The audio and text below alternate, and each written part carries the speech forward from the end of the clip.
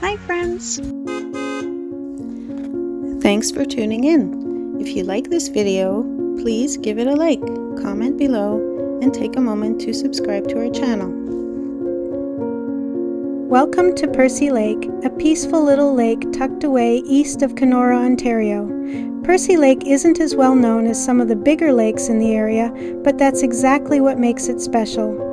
This area has long been part of the traditional lands of the Anishinaabe people who have lived off these waters for centuries. In the early 1900s, small camps and fishing lodges began popping up as families from Kenora and beyond looked for quiet getaways. Percy Lake is a great place for canoeing, fishing, and just sitting back to listen to the sounds of nature.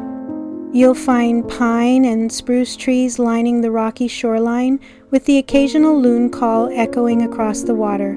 The lake connects to nearby waterways, making it a nice starting point for paddling adventures. Whether you're out here casting a line or simply enjoying a quiet sunset, Percy Lake offers a slice of true northwestern Ontario beauty. Thank you for joining us on this tour of Percy Lake, Ontario.